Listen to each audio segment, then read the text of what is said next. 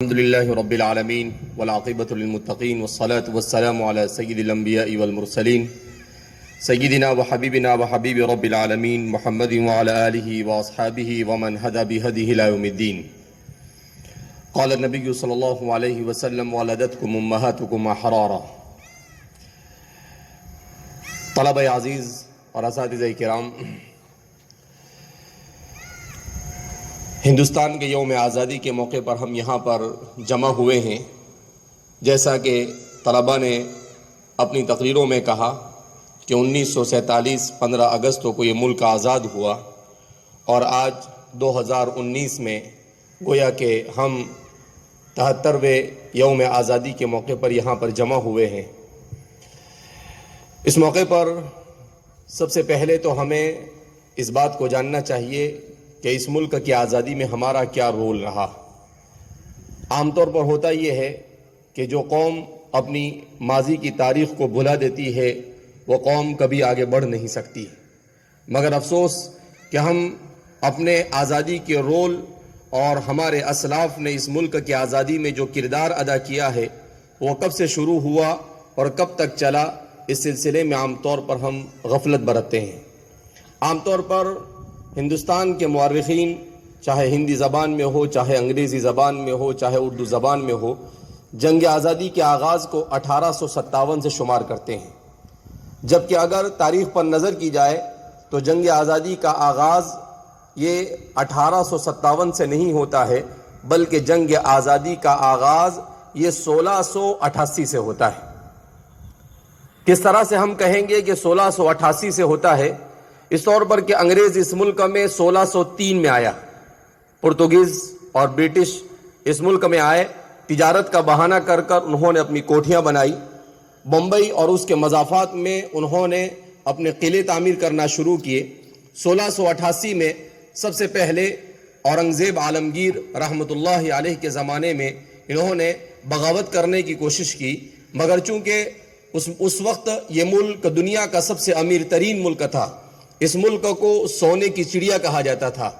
اور اس ملک کی طاقت دنیا کی عظیم طاقتوں میں سے ایک طاقت تھی. لہذا اس بنا پر وہ جس بغاوت کو انہوں نے بلند کیا تھا، اورنگزیب رحمۃ اللہ علیہ کو وہاں جانے کی کوئی زحمت نہیں اٹھانی پڑی، بلکہ آپ کے اس علاقے کے ذمہ داروں نے اپنی ذمہ داری کو نبھایا اور انہیں شکست سے دوچار کیا. یہ سب سے پہلی جنگ آزادی کہی جا سکتی ہے، اگرچہ تاریخ میں عام طور پر اس کا تذکرہ نہیں ملتا ہے. اور پھر اس کے بعد جب انگریزوں نے دیکھا کہ ہمیں شکست ہو چکی ہے اور اب ہمیں اس ملک سے نکال دیا جائے گا، تو انہوں نے گر گڑا کر، معافیاں مانگ کر، جس کی تصویریں تک کے وہاں کے لوگوں نے آج بنائی ہے اور جو اویلیبل ہے، کہ 1690 میں اورنگزیب عالمگیر رحمۃ اللہ علیہ کے پاؤں میں آ کر یہ لوگ گر گئے اور معافی مانگی کہ آج کے بعد ہم ایسا نہیں کریں گے.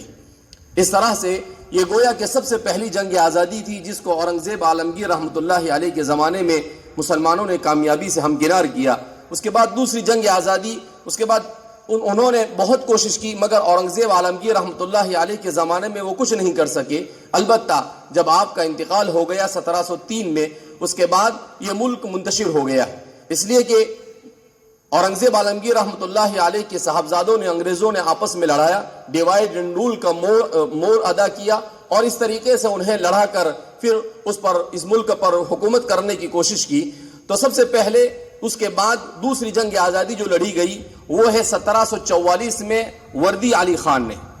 انہوں نے بھی اس جنگ میں کامیابی حاصل کی. پھر اس کے بعد 1757 میں تیسری جنگ آزادی سراج الدولہ نے لڑی، اور وہ کسی طریقے سے غداری کی وجہ سے کامیاب نہیں ہو سکے. اور پھر اس کے بعد حیدر علی اور ٹیپو سلطان نے 1799 میں اپنی جان اس ملک کے لیے قربان کر دی. اور اس طریقے سے گویا کہ مسلمان حکام اور مسلمان بادشاہوں نے 100 سال تک صرف اپنے بلبوتے پر اس ملک کو انگریزوں سے آزاد کرنے کی انتھک محنتیں اور کوششیں کی.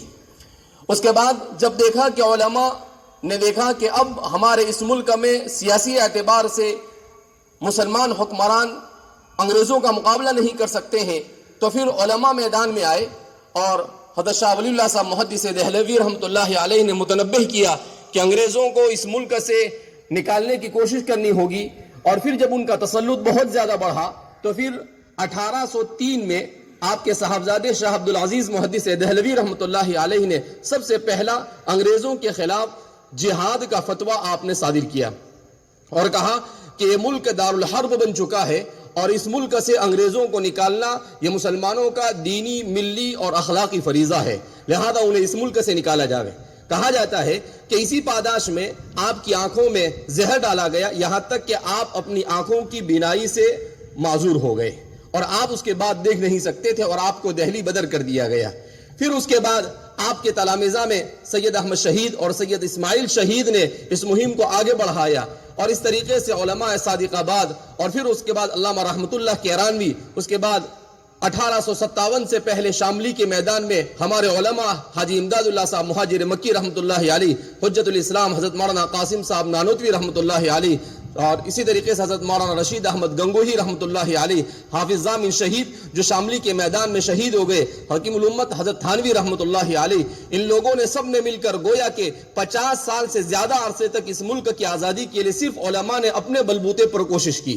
اور پھر اس کے بعد اس ملک کی آزادی کا آغاز جس کو اب شمار کیا جاتا ہے، گویا کہ ہماری 150 سالہ تاریخ کو فراموش کر دیا جا رہا ہے۔ ہمیں اس بات کے لیے تیار رہنا چاہیے کہ ہم ملک کے باشندوں کو بتلائیں کہ اس ملک کی آزادی میں سب سے بڑا رول ہم نے ادا کیا ہے،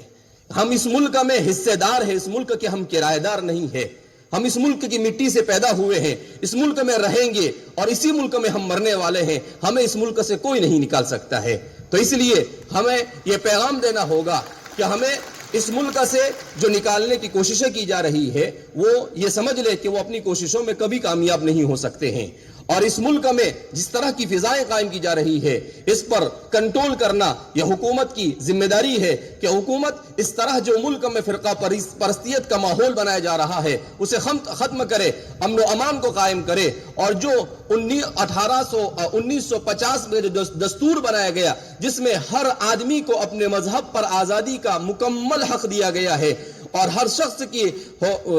جان کی حفاظت کی ذمہ داری حکومت کے ذمہ لازم ہے، اس کے مال کی حفاظت کی ذمہ داری حکومت کی ذمہ لازم ہے، حکومت اپنے اس رول کو ادا کرے اور اس میں کوتاہی بالکل نہ برتے۔ ہم امید کرتے ہیں کہ جس طرح سے ہمارے اس ملک نے اتحاد اور اتفاق کے ساتھ انگریزوں سے اس ملک کو آزاد کیا، اب اس ملک کی ترقی کے لیے بھی ہم ایک بار پھر متحد اور متفق ہو کر آگے بڑھیں گے، اور اس اللہ سے دعا بھی کرتے ہیں کہ اللہ رب العزت ہمارے اس ملک کو ہر طرح کی فتنہ سامانیوں سے حفاظت فرمائے، اور اللہ رب العزت امن و امان کے ساتھ اس ملک کے تمام باشندوں کو ملک میں زندگی بسر کرنے کی توفیق مرحمت فرمائے، اور اللہ رب العزت ہم سب کو اس ملک کی ترقی کے لیے جو اپنے سے ہو سکے اس کی قربانی دینے کی توفیق مرحمت فرمائے۔ اور میں اخیر میں